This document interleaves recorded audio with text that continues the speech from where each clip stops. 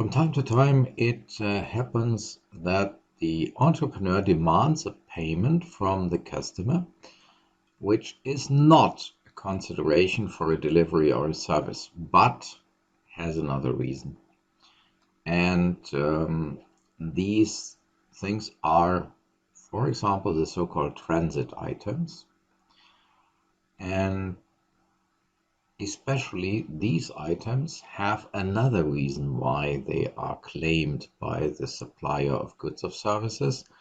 They are not for the delivery or service, and so they do not form a part of the consideration for the delivery of service. That is why they have or because they have a different reason to be claimed. That's now relatively abstract. Let's explain it by an example. Imagine the entrepreneur which worked for you paid at some occasion some obligation which the customer has to a third party. So he paid an amount which under civil law should have been paid by the customer. So in principle, he, by paying this amount, gave a kind of a credit to the customer and now demands that money back. So the reason why he demands that money is he paid your liabilities which you had at somebody else. And so he just reclaims the money which he or she has paid in your name on your behalf. So naturally, as this is a kind of a repayment of a credit which the supplier gave you, or as this was money which was paid in your name and which you now have just to refund.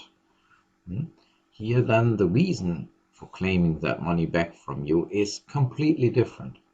The reason here is I paid money on your behalf, please give me that money now. And it has nothing to do with a remuneration for services or deliveries which are made for you. And that is exactly a transit item. It's defined as an amount which the customer under civil law owes to some person. So it's a debt of the customer, which the supplier has paid on behalf of the customer and now wants naturally to get the amount refunded.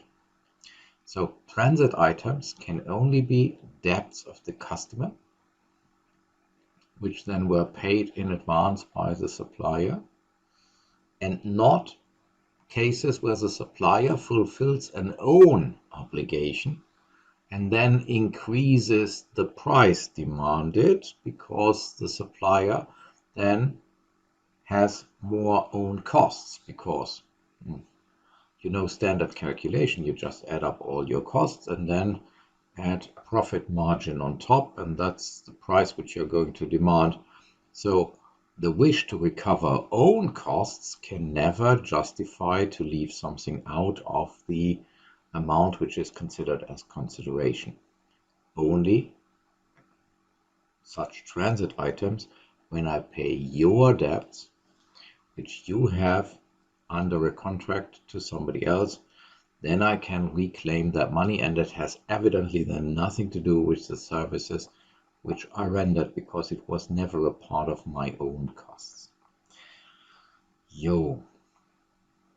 So that is something which you urgently must keep in mind. From a legal perspective, under civil law, the debt must be one of the customer, not of the entrepreneur.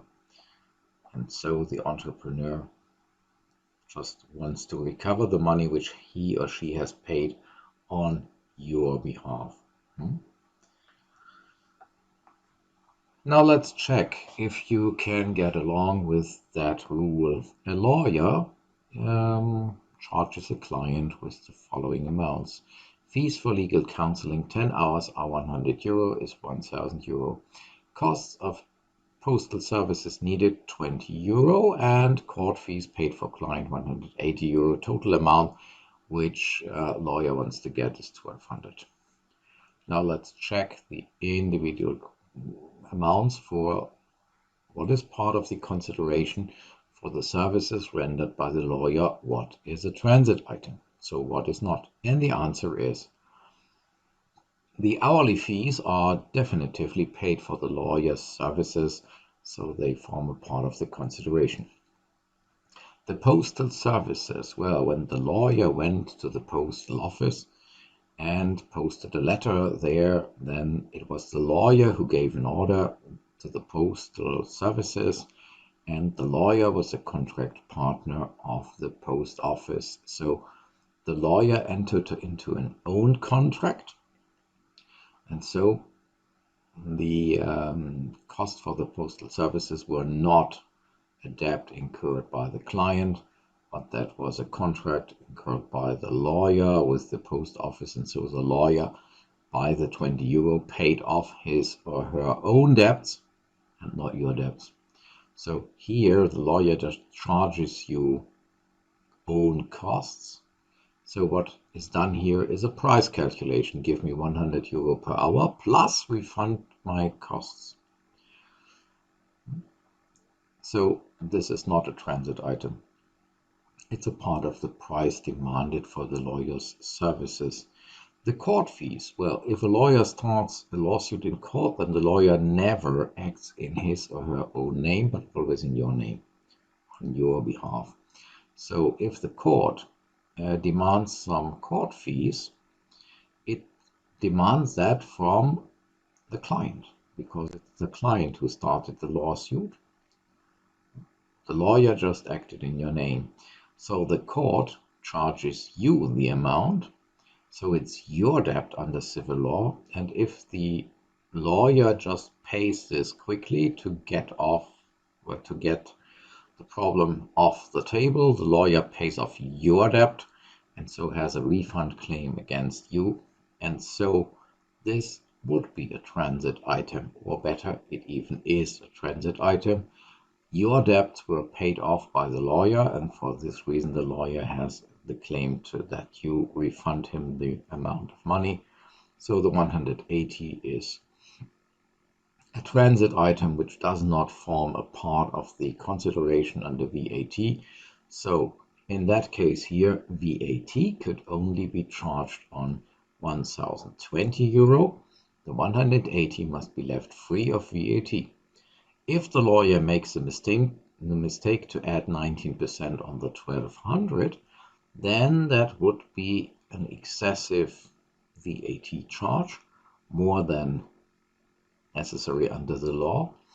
And in that case, a wrong invoice would have been issued, and the lawyer would be liable to the fiscal office for the exceeding amount too, just because she issued a wrong invoice, overstating the VAT in the invoiced amount.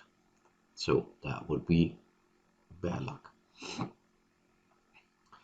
Imagine we have to deal with the delivery of a machine. Here the machine factory MF in Munich, Germany has to deliver a machine for 100,000, the agreed price, to an address in Hamburg in Germany.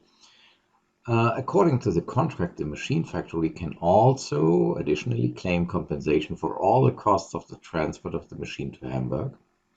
So after the machine factory has received the invoice from the forwarding agent whom they used to carry the machine to Hamburg, they charge the customer in Hamburg with the additional cost which the forwarding agent charged them, 2,380.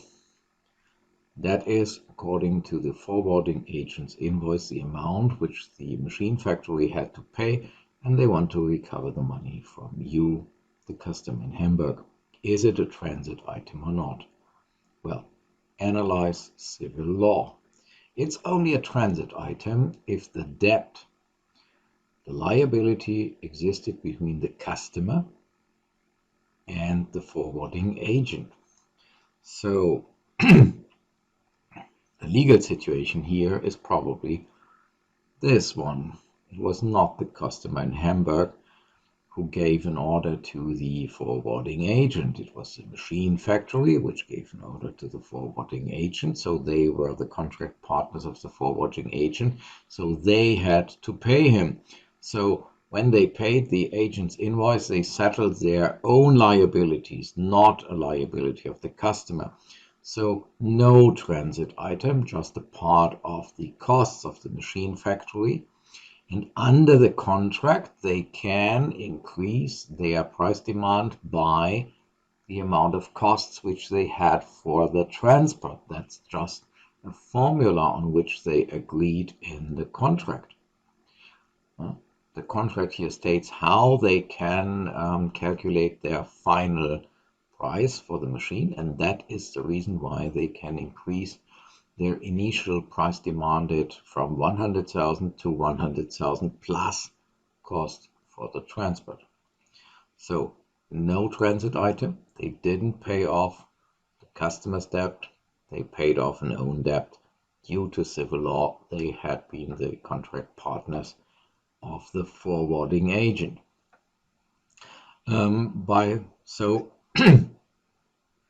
If initially they only knew about their claim of 100,000 and delayed the demanding the additional amount for the forwarding agent costs till later when they got his or her invoice, then nevertheless that doesn't change anything. The transportation cost is nothing else than an additional remuneration for the delivery of the machine. And if the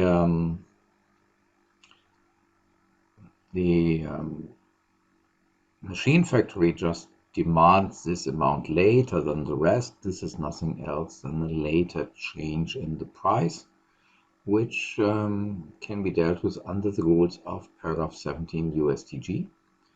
What you can never see in that is charging a price for a service to the customer, because when you sell a machine, transporting it to the place where it has been agreed to hand it over is always an ancillary element of selling the machine. You can't sell a machine without it bringing it to the place where you have to hand it over. So you cannot separate these two things. And naturally, it's clear if you buy a machine, the transport is no aim in itself. It just serves to make the selling of the machine more convenient for the both parties involved. So it's definitely an ancillary element. And so the 2,000 or whatever you charge later is only another element of the price for the main element here. So for the purchase price of the machine. Another question naturally might be interesting. What will you then charge to your customer for transportation costs? Will you charge them the gross amount or the net amount as costs? And here you should think a bit, because in practice that's very often a problem which confuses people. If you have such a contract agreement that you can charge a price and later also can claim the refund of your transportation costs, that is always confusing, or not always, but often confusing the accountants involved in the matter. So think about it. Well, you can charge them the costs under the contract. Now, you paid a price to the transportation agent of 2,380. But you could claim, and you can claim, the VAT included as a refund. So your costs drop down to 2,000 net amount. So you charge them additional costs only by 2,000. Now, as this is a part of the price which you charge, and the sale of the machine was taxable with full 19%, you would then add 19% on top of the 2,000, and so your own VAT, which your own output VAT, is added on top, and you charge 2,380. Now you will probably say, what does it matter if from the beginning I charge 2,380 Or if I just see my costs are 2,000 and I add the VAT on top again, well, imagine if it had not been a machine, but if it had been a shipment of flowers which you brought to Hamburg, then your calculation would have been different, and there it matters enormously, because you would have paid to the forwarding agent an amount of 2,380. 300 were recoverable, so your costs were only 2,000. But then selling flowers, and remember the 2,000 here is an additional charge for the sale of the flowers, and selling flowers is under German law only charged with 7%. So you would then correctly to your customer only charge 7% on top of 2,000. So what you would invoice them would be 2,140 only. So here you see how the correct analysis of what's going on plays an enormous role. Okay. Another question for transit items to make things clear. A notary. Now a notary certifies the documents by which you establish a limited company, a GmbH in Germany. And the notary undertakes all the necessary steps for the newly founded company to be registered in the commercial register so that it begins to live. Now afterwards, the notary charges you, the founder of the company, with the following amounts. My fees, 2,000 euro. Lump sum for secretary costs, postal services, paper costs, 20 euro. Commercial register fees, 100 euro. So total amount payable to 2,120. And now the question is, what is part of the consideration for the notary services and what is transit item? Let's think about it and analyze each individual position. The notary fee, ladies and gentlemen, is naturally for the services of the notary. So clearly part of the consideration. The lump sum for the secretary costs, well, it can only be regarded as a transit item if it were your liabilities which the notary prepaid and then claims back from you. Well, now who employed the secretary? So who has under civil law the obligation to pay her? You can probably not remember that you ever made an employment contract with the secretary of the notary. So if he charges you the costs for, let's say, half an hour working time of his or her secretary, that's clearly not clearly not a debt of yours which has been paid here. This is just a cost of the notary, which under the rules for calculating his consideration, his remuneration for his services, which under these rules he can add to his demanded price. So this is nothing else than cost calculation, psychology. Instead of just telling you I need or I want 2,020 euro, he just splits it up to make it more agreeable to you. For my personal working hours, 2,000 plus recompensation of my costs which I incurred in the course of your order, blah blah. So this is part of the remuneration, because charging or introducing costs into a price calculation is normal. This is not transit items. Commercial register fees, this is probably different. Here again, the notary is comparable to, or behaves in a way which is comparable to what a lawyer does when the notary goes to the commercial register, probably before he gets a power of attorney from you. That is, you write him a document which enables the notary to act in your name, on your behalf, or in the name of the GmbH which has to be founded. So if the notary there does something which triggers commercial register fees, it's not the notary who acts, it's the notary who acts as your representative. So it's you who enter into civil law relationship with the commercial register, and it's you to whom the register fees will be charged legally. So if the notary has already paid in advance these register fees instead of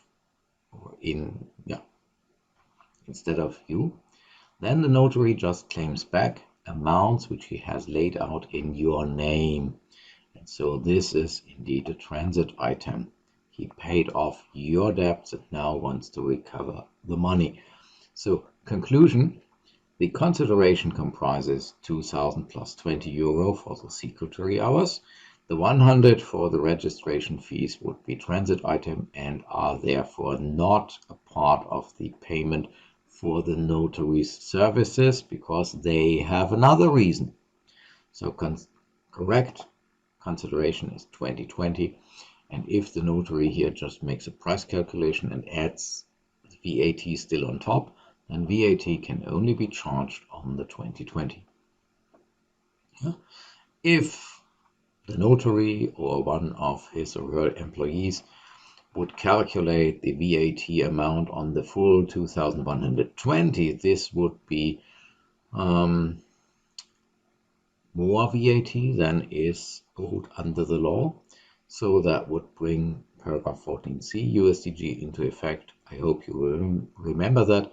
Whoever writes out a document where he or she or it, company, confirms a higher VAT amount than is owed under the law has also to pay that exceeding amount to the fiscal authorities just because of that confirming a higher amount. It's like a check which you write out. You always have to guarantee for the money which you promised somebody else there. And you remember, an invoice where you confirm VAT is very similar to a check because the person which owns or which gets that document into their hands can then claim a refund from the fiscal office on the amount confirmed on the invoice. At least that risk is there. And so you will be treated as if you had issued a check by which you overdraw your account. You are liable, are responsible for the amount which you carelessly wrote out on the check. That same thing is here. On the other hand, just to give the people an incentive to check thoroughly all incoming invoices, you know that if somebody receives a 14C invoice, you can only claim VAT deduction for the amount which is correct under the law. So if, let's say, our notary makes a mistake and calculates the VAT on the full amount of 2,120, then the recipient of the invoice should be cautious and could only claim the VAT which relates to the 2020. Normally then that would lead to the customer protesting against the correctness of the invoice. Usually then you refuse to pay for the invoice and just tell the notary the invoice is wrong, it has a mistake, please correct it, calculate the price for your services correctly again, send me a new invoice, I sent you the wrong one back, and then everything will be fine. Okay, this was my short remarks on transit items, and another small video is going to come on the treatment of later changes in the price. That's soon to come. Till then, enjoy a small break and see you back in the next video. Thanks for watching. Till later.